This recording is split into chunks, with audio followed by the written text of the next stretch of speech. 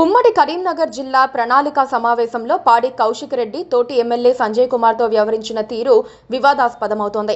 సంజయ్ కుమార్ అనుచరులు తీవ్రంగా ఖండించారు. కాంగ్రెస్ కూడా మండిపడుతోంది.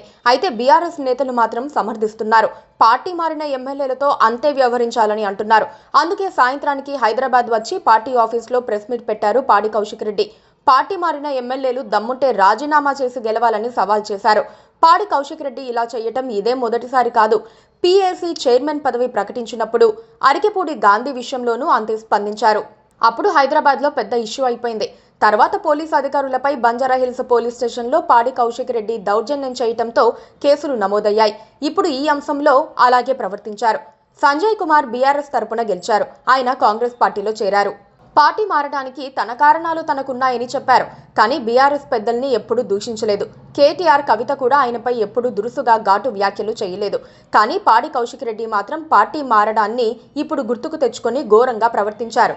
వయసులో పాడి కౌశిక్ రెడ్డి కంటే పెద్ద సీనియర్ ఎమ్మెల్యే పాడి కౌశిక్ రెడ్డి కేసీఆర్, కేటీఆర్ల మెప్పు కోసం ప్రతిసారి ఓవర్గా ప్రవర్తిస్తున్నాడన్న ఆరోపణలు వస్తున్నాయి.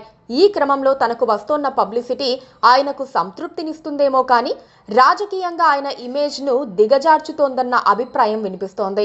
పాడి కౌశిక్ రెడ్డి తన రాజకీయ జీవితం ప్రారంభించింది కాంగ్రెస్లో. ఉత్తమ్ కుమార్ రెడ్డికి సమీప బంధువైన ఆయన ఆ బంధుత్వంతో కాంగ్రెస్లో అవకాశాలు తెచ్చుకుని బీఆర్ఎస్లో చేరారు. పాడి కౌశిక్ రెడ్డి తీరు వల్ల రాజకీయాల్లో వ్యక్తిగత శత్రువుల్ని పెంచుకుంటున్నారన్న అభిప్రాయం వినిపిస్తోంది. సంజయ్ కుమార్ ఫిరాయించిన ఎమ్మెల్యేనే కావచ్చు, కానీ ఆయనను దూషించే అంత రాడి కౌశిక్ రెడ్డికి ఉండదు. దాడి చేసే అంత అధికారం ఉండదు. దేనికైనా పరిమితి ఉంటుంది. ఆయన పార్టీ మారడం తప్పైతే ప్రజలే శిక్షిస్తారు. బీఆర్ఎస్ పార్టీ పార్టీలకు పార్టీల ఎల్పీల విలీనాలనే చేసుకుంది, కానీ ఒక్కరు కూడా ఇంత పరుషంగా మాట్లాడలేదు. తలసాని టీడీపీ నుంచి గెలిచిన మంత్రి పదవి ఇచ్చారు. అప్పటికీ ఎల్పీ విలీనం కూడా కాలేదు. అదే సమయంలో బీఆర్ఎస్ కు కూడా నష్టం చేస్తున్నారన్న ప్రచారం ఉంది. పార్టీ మారిన వారిలో 6 వెనక్కి వస్తున్నారని ప్రచారం జరుగుతోంది.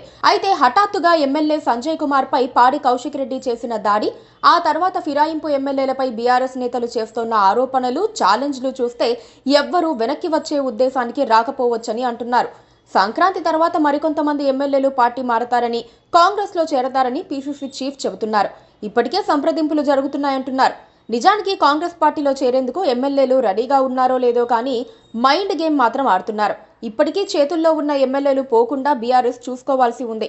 ఇలాంటి సమయంలో కౌశిక్ రెడ్డి తీరు వల్ల బీఆర్ఎస్ ఇబ్బంది పడితే అది వ్యూహాత్మక తప్పిదమే అవుతుందని రాజకీయ విశ్లేషకులు అంటున్నారు. Please subscribe to KTV Telugu. KTV Telugu KTV Telugu channel.